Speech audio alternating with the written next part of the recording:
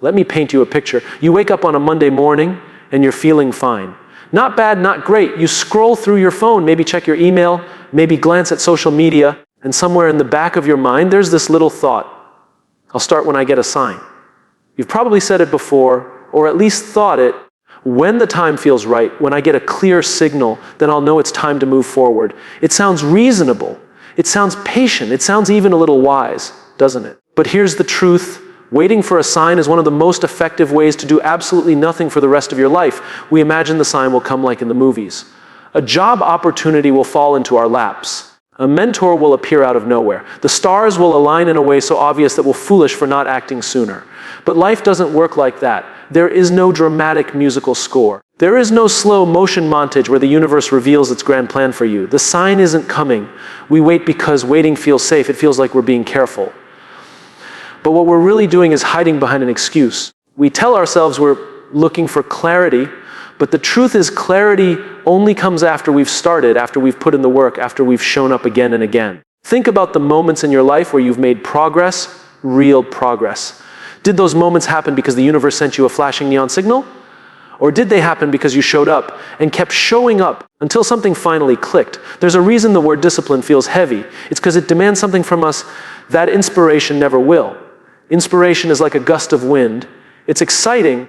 It pushes you forward for a moment and then it disappears. Discipline is the steady walk in the same direction, rain or shine. It's boring. It's repetitive. It's not glamorous, but it works.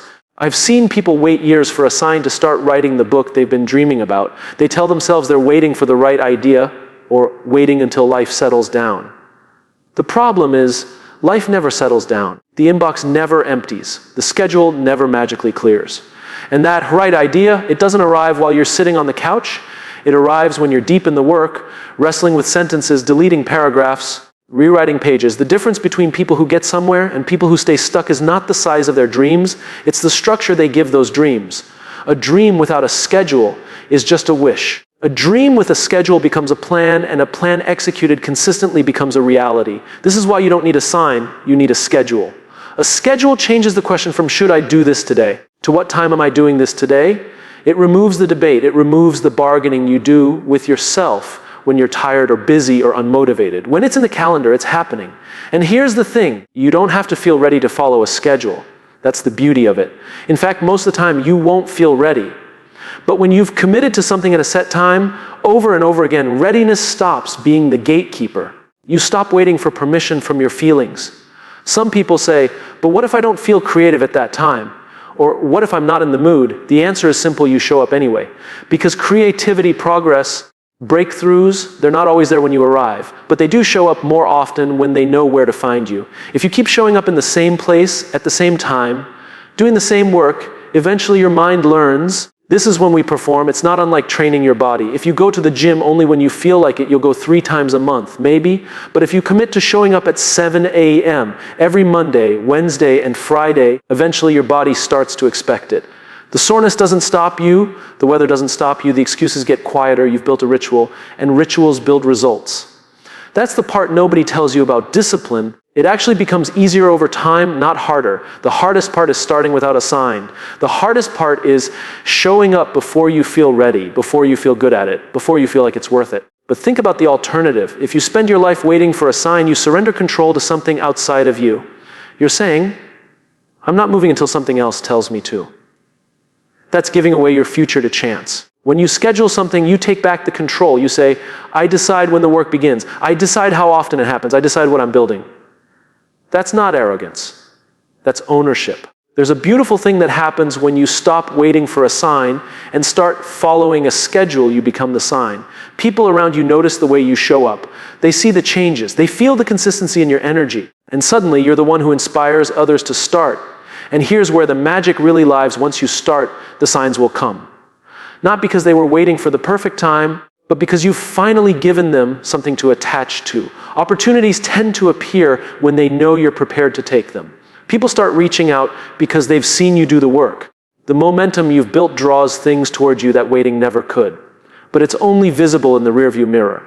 At the start, it's just you, the schedule, and a lot of days where nothing feels like it's happening.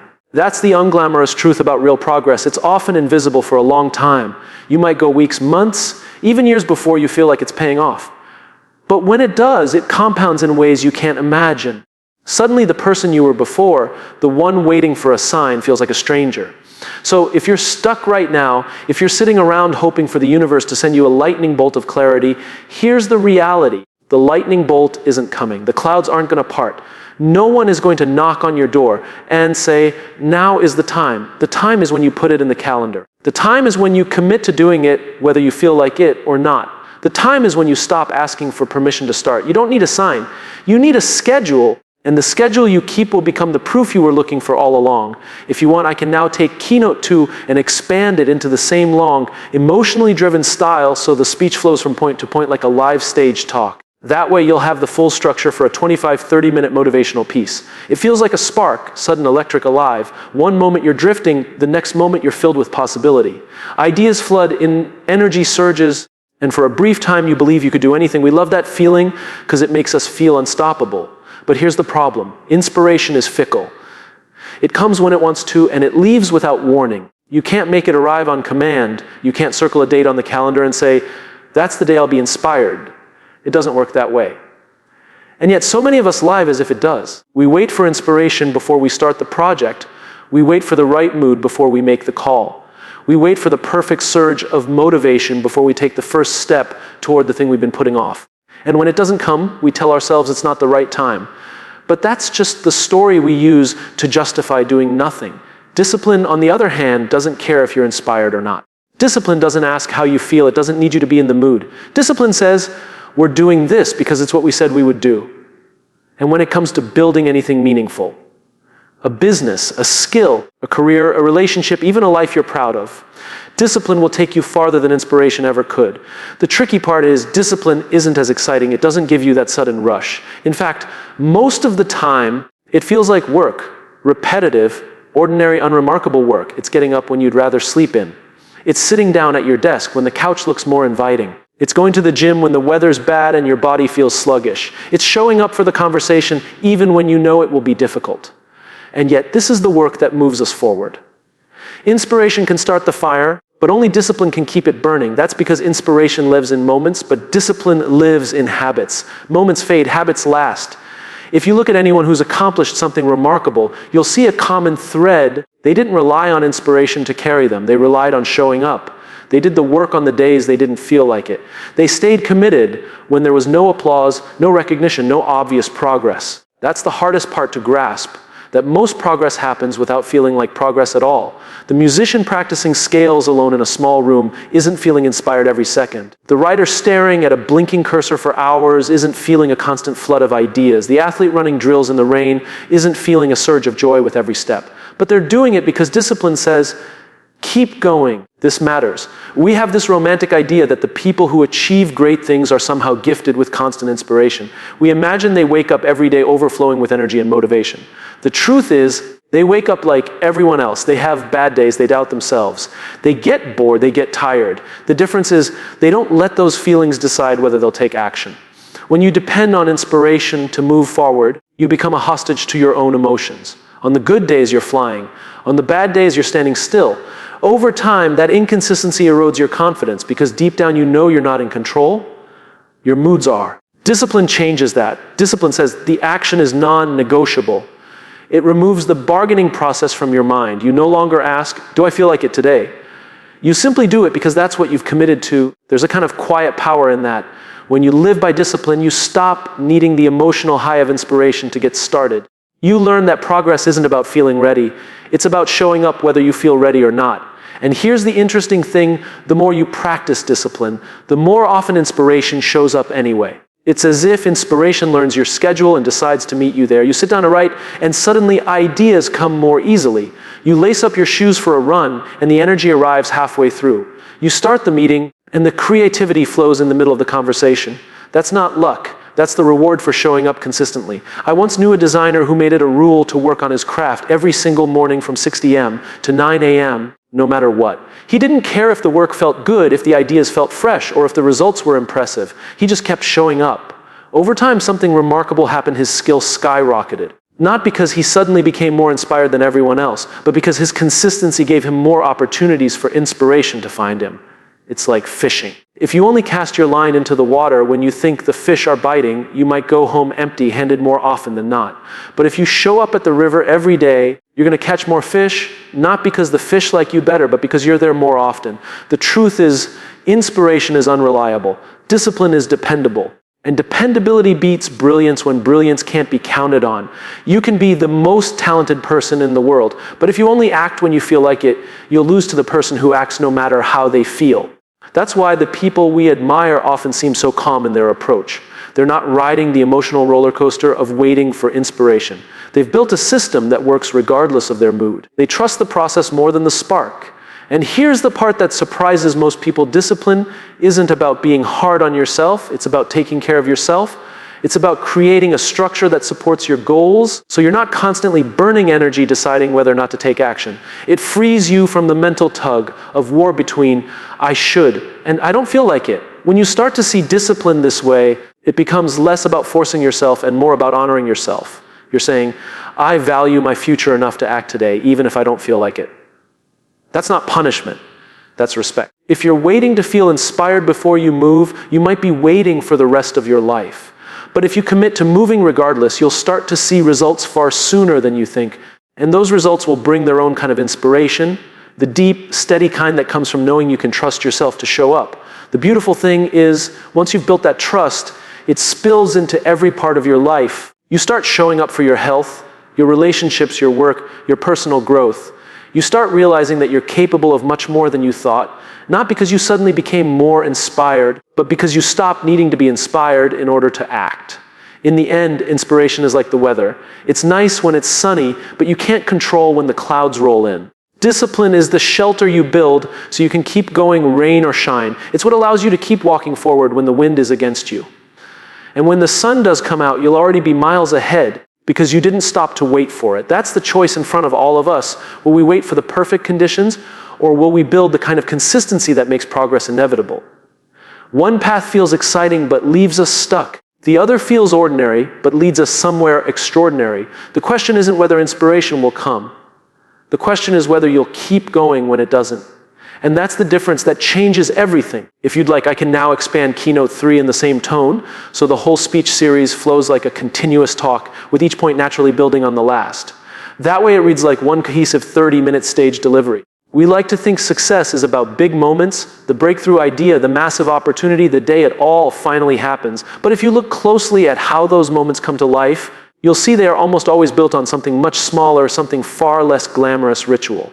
The quiet, consistent, repetitive actions you take over and over again until they become so ingrained in you that you don't even think about them anymore. A ritual is more than a habit. A habit is something you do without much thought. A ritual is something you do with intention. It's a promise you've made to yourself that this action matters enough to protect it. A ritual says, this is non-negotiable. This is part of who I am. The world is full of people with ambition. We all have dreams, visions, things we'd like to achieve. But very few people have the structure to sustain the work that's required. It's not that they aren't capable. It's that they treat their goal like an option instead of an appointment. And when something is optional, it's the first thing to disappear when life gets busy. A ritual fixes that. When you make your goal part of a schedule, when you assign it a time, a place, and a process, you stop relying on willpower. Willpower is like a battery. It runs out. Ritual is like an electrical connection. It keeps flowing as long as you keep showing up. Think about someone training for a marathon. If they waited until they felt like running, they'd probably run once or twice a week at most. But marathon runners don't do that. They have training schedules. They know which days are long runs, which days are recovery, which days are sprints. It's not a decision they make when they wake up. It's a decision they made months ago when they committed to the race. The ritual isn't there to make the work easier. It's there to make the work inevitable. Because the truth is there will be days you don't want to do it. Days when the weather is bad, your energy is low, your motivation is gone. Without a ritual, those days will win. With a ritual, you still show up, and by showing up, you stay in the game. There's another reason rituals are powerful. They signal to your mind and body that it's time to perform.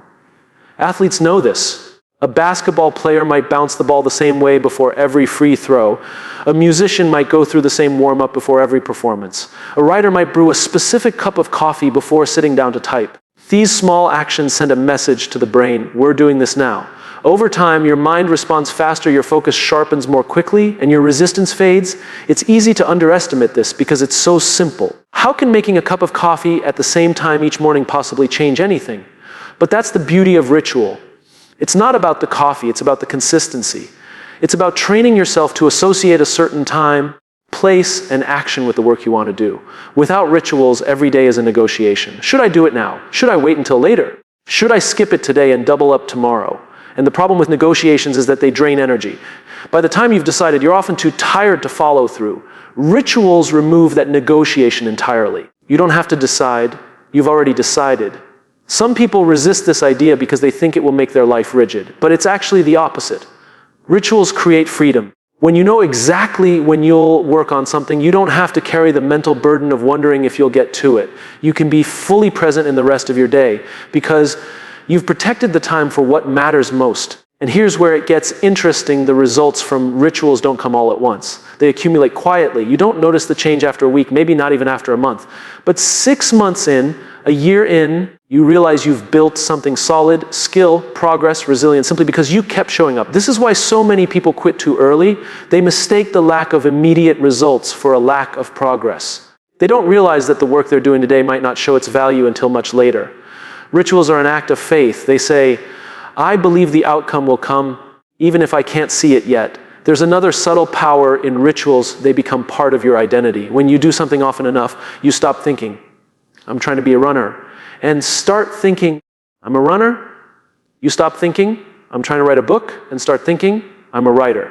The action shapes the identity, and the identity makes the action even more natural. This is why rituals create results, because results are not built in one grand effort. They are built in small, repeated actions that compound over time.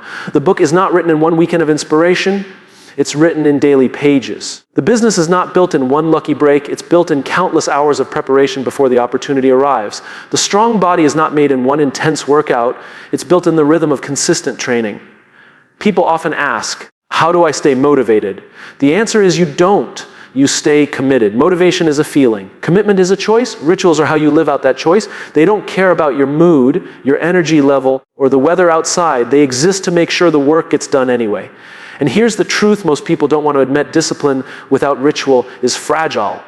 You can have the willpower to push through a few hard days, maybe even a few hard weeks, but over the long term, without a structure to anchor you, life will pull you off course. Unexpected events will pop up. Urgent tasks will demand your attention.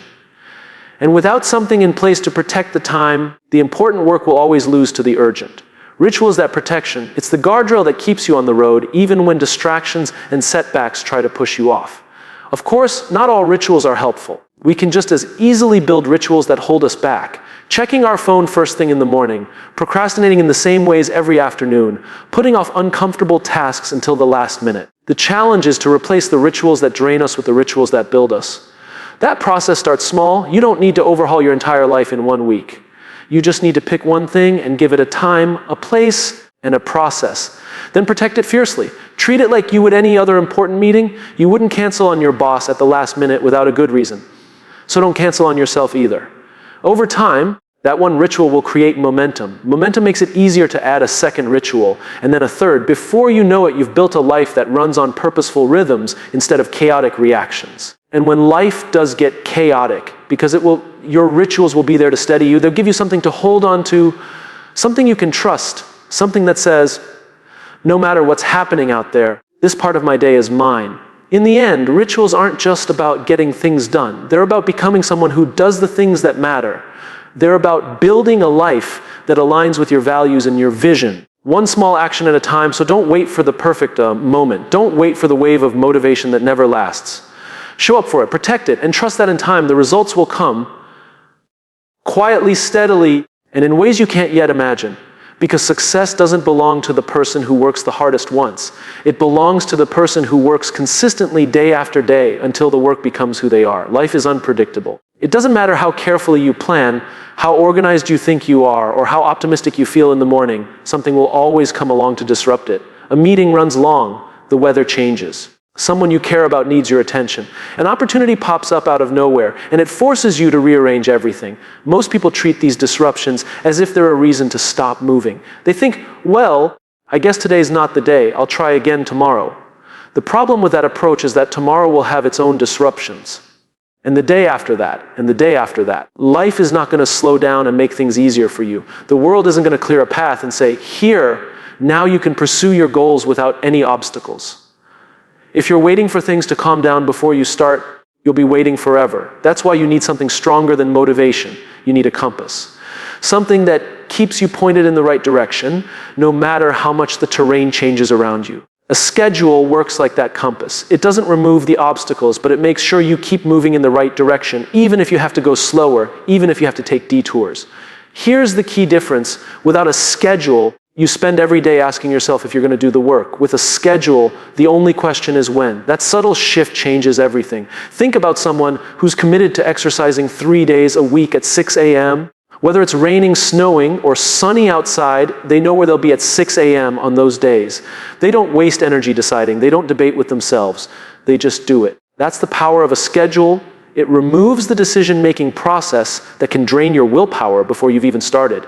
Now imagine someone who says, I'll work out when I feel like it or when I have time. That person might have good intentions, but they're leaving their progress up to chance. They're relying on a set of conditions. Time, energy, mood, that will almost never line up perfectly. And so, more often than not, the workout doesn't happen. The same principle applies to any goal. Whether it's building a business, writing a book, learning a skill, or improving your health, the work needs to happen consistently, not occasionally. And consistency doesn't happen by accident. It happens by design. It's a schedule is that design. It's the structure that ensures the work gets done regardless of how you feel or what's happening around you. Some people hear the word schedule and immediately think it sounds restrictive. They think it's about losing freedom. But it's actually the opposite. A schedule gives you freedom because it takes away the constant mental noise of deciding when or whether to act. It frees your mind from the endless loop of negotiation with yourself. Once something is scheduled, it's no longer a question, it's a commitment. And commitments are powerful because they change the way you see yourself. If you keep a commitment to yourself over and over again, you start to believe, I'm the kind of person who follows through. That belief is one of the most valuable things you can have because it affects everything else you do. Of course, a schedule doesn't guarantee that every day will go perfectly. Life will still throw you off sometimes. But here's the difference: if you miss a day and you're running on inspiration, it can take you weeks to get started again. If you miss a day and you're running on a schedule, you simply return to the next slot you've already planned. You don't spiral into guilt or procrastination. You just pick up where you left off. This is why some people seem unstoppable. It's not that they never miss a day or never face setbacks. It's that they've built a system that makes it almost impossible to fall completely off track. They don't rely on perfect conditions. They rely on a rhythm they can return to again and again. I've seen people who are incredibly talented stall out for years because they only worked when they felt ready. And I've seen people with far less raw talent make extraordinary progress because they worked on a schedule and stuck to it. Talent matters, but not as much as consistency. And consistency is built on structure. A schedule also forces you to make choices about your time. When you block time for the things that matter, you're making a statement about your priorities. You're saying, this is important enough to protect. Without that level of clarity, your time will get eaten up by the urgent but unimportant. Emails, errands, other people's requests. A schedule is how you protect the important from being swallowed by the urgent. Another thing happens when you follow a schedule. You stop waiting for motivation to show up before you start. You start to realize that motivation often arrives after you begin, not before. You may sit down to work feeling tired, distracted, or uninspired, but once you've been in it for a few minutes, your focus starts to build. You get into a flow. You feel the satisfaction of making progress. That's the beauty of a schedule. It gives you the starting point that motivation can then build on. This is also how you build resilience. When you keep showing up despite the obstacles, you prove to yourself that you can keep going no matter what. That proof becomes a deep well of confidence you can draw from the next time things get tough. You stop doubting whether you'll make it through and start trusting that you will. The truth is, life will never stop testing you. There will always be another challenge, another distraction, another reason to wait.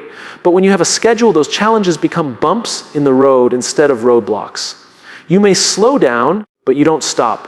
You may take a detour, but you still know where you're headed. And over time, that steadiness compounds. People will look at what you've accomplished and call it determination, drive, maybe even luck. But you'll know the truth. It was the schedule. It was the simple, unglamorous act of showing up again and again, regardless of how you felt or what was happening around you. That's the difference between people who wish and people who achieve. Wishing is passive. Scheduling is active. Wishing leaves your future in the hands of chance.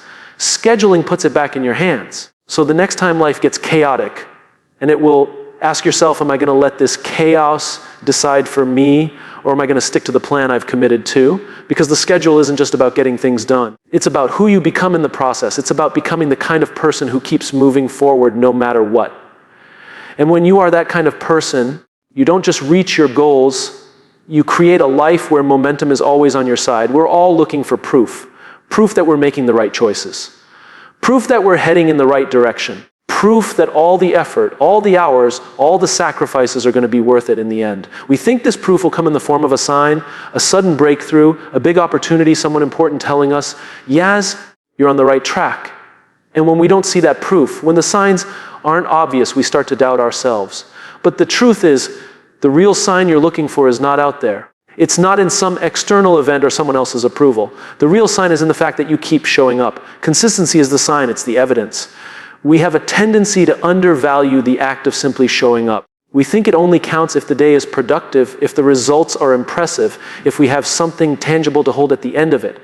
But showing up, even on the days when nothing seems to happen, is what keeps the door open for results to arrive. It's what keeps the momentum alive. Think about it: if you only work on your goal when you feel motivated or when you see progress, you'll end up working on it far less than you need to. The spaces in between will stretch longer and longer, and the momentum you built will fade. But when you commit to showing up no matter what, when it's in the calendar, when it's part of your schedule, you keep the progress going even if it's microscopic.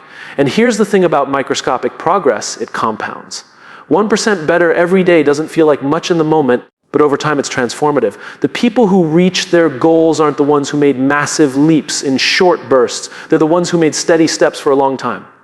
Consistency has another powerful effect. It changes the way you see yourself. Every time you show up, you cast a vote for the kind of person you want to be. If you want to be a writer, showing up to write every day is a vote for that identity.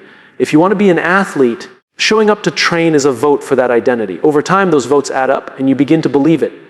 And when you believe it, acting like it becomes second nature. Of course, this isn't glamorous. It's not exciting to say, I've done the work for 73 days in a row. It's not headline material. But it's the foundation of every achievement that looks impressive from the outside. The mountain is climbed one step at a time, not in a single leap. The challenge is that consistency often feels invisible. You don't always see the payoff right away. You may go weeks or months without any obvious result. This is where most people quit, not because they can't do the work, but because they can't see the reward yet. They mistake the lack of visible progress for a lack of actual progress. But the truth is, most progress happens beneath the surface. Like roots growing underground before a plant breaks through the soil, your consistency is building something you can't see yet. Then one day, seemingly out of nowhere, the results appear, and people call it an overnight success. There's no such thing as overnight success. There's only the moment when the work you've been doing consistently becomes visible to the world. That's why showing up matters more than any sign. The sign isn't going to appear first and then convince you to show up. It's the other way around. You show up first, and the signs appear later. This is also why discipline matters so much. On the days you don't feel like it, on the days you're tired or distracted or unmotivated, discipline is what gets you to show up anyway. You can't rely on motivation to do that for you, because motivation comes and goes. But a commitment to consistency, enforced by a schedule you actually follow, will keep you going through the dips. And here's the beautiful part: consistency becomes its own reward. Once you've built a streak, once you've kept a promise to yourself over and over again, you start to feel a quiet pride in it. You start to realize you can trust yourself to follow through. That trust becomes fuel. It makes you less likely to quit because you don't want to break the chain. It's the same reason professional athletes train even in the off season. It's not just about improving, it's about maintaining the rhythm. Stopping completely makes it harder to start again. Staying consistent keeps the gears turning so you're always ready when it's time to perform. And this isn't just about achieving goals, it's about resilience. Life will knock you down. You will face setbacks. You will have days where everything goes wrong. But if you've built a habit of showing up, you know how to get back on track. You know how to take the next step without overthinking it. Consistency builds that muscle. Some people hear all this and think it sounds boring, too structured, too repetitive. But what's really boring is watching years go by while you keep waiting for the perfect sign to start. What's really repetitive is telling yourself over and over again, I'll start tomorrow, and then never doing it. Consistency is not the enemy of freedom. It's the foundation of it. When you know you'll show up for the work no matter what, you free yourself from the stress and guilt of wondering if you're doing enough. You can rest fully because you know you've kept your promise for the day. You can take opportunities without fear because you know you're prepared. And preparation is where luck comes from. People say someone got lucky because they happened to be in the right place at the right time. But the reason they were in the right place at the right time is because they kept showing up. They were ready when the opportunity arrived because they'd been doing the work all along. That's why you can't wait for a sign. You become the sign by your consistency. You become the proof you were looking for. You show the world, and more importantly, yourself, that you're serious, that you're committed, that you're in it for the long haul. One day, you will look back and realize that the schedule you kept, the days you showed up without fail, were the real turning point. Not the one big moment you thought you were waiting for, but the countless small moments where you chose to keep going. And when that day comes, you'll understand something important. You were never looking for a sign. You were looking for the confidence that comes from showing up again and again until the work became part of who you are. That's the real evidence. That's the real victory. The sign isn't out there somewhere in the future. The sign is in your calendar. The sign is in your routine. The sign is in the fact that tomorrow, just like yesterday, you'll be there doing the work.